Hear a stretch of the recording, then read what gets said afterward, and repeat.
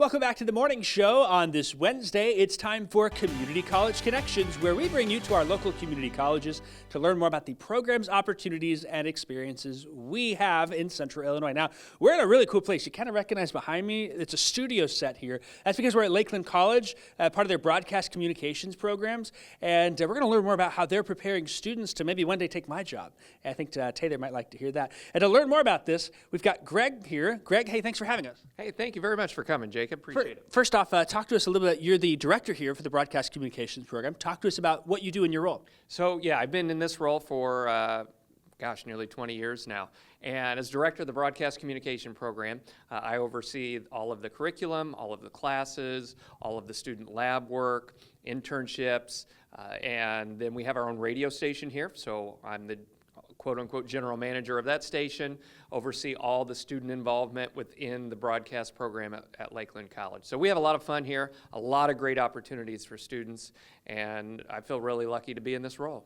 And if it has to do with communication, it's involving you. Now, I got to say, you are responsible for one of our cohorts at the station. Is that right? He's your prodigy child? Well, I'll take a little bit of responsibility for Seth. Seth took a couple of classes within our department, and that was kind of right around the COVID years. But yeah, he's been a great asset to the area. There's no doubt about it. And so we're glad to call him an alum here of Lakeland College, but the pride of Dietrich, right? That's right. Moving maroons. So. That's right. Seth's the meteorologist is here for whatnot. And he's come through. You've had a lot of students who place in jobs, not only TV, but radio as well. Talk about, the role to get the students into those positions. Well, that's our ultimate goal, right? So our ultimate goal is to see students succeed. And that's one of the best things that I can attest to with my position is seeing students flourish in their roles. And we have students who enter the workforce in television and radio, in social media, and public relations. I had a student come back today. He is self-employed as a videographer doing weddings over in Indianapolis. So there's just a myriad of opportunities within this industry. And as you know, it's changed a lot and it's continuing to change. And so we're really lucky to have up-to-date equipment to move along with those changes and preparing students for the workforce, whatever it is they choose to do when they leave here. Some students will enter the workforce directly. Some will choose to move on to a four-year program. And I know we're looking at the studio in here. We're also getting into the radio station, which we want to talk about here. It means a lot to have these facilities, doesn't it? Students can have that hands-on experience, whether they're in the studio or as we're seeing here in the radio station right now. Talk to us about that. Boy, we are lucky to have our own radio station here. We're 89.9 FM on the dial. You can also catch us at 899themax.com. We have one of our students here now, and maybe I'll ask Zoe just turn down that audio a little bit down in here.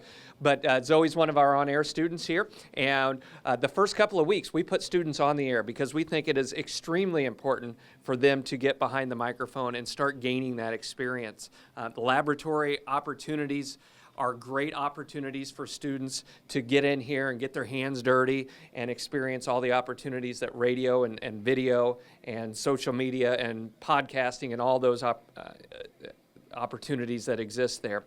We also perform live play-by-play sports. Seth did some of that when he was here. So we kind of consider ourselves the voice of Lakeland College athletics. We go out into the local community, announce some underclassmen type games as well. So anything the students do from a hands-on perspective is purely to get them ready to enter the workforce and do things such as you do at Channel 3. And real quick, I know it's a big anniversary this year. You've got an event coming up this week, right? Yeah, we're really excited. 50 years for WLKL. We went on the air in 1975.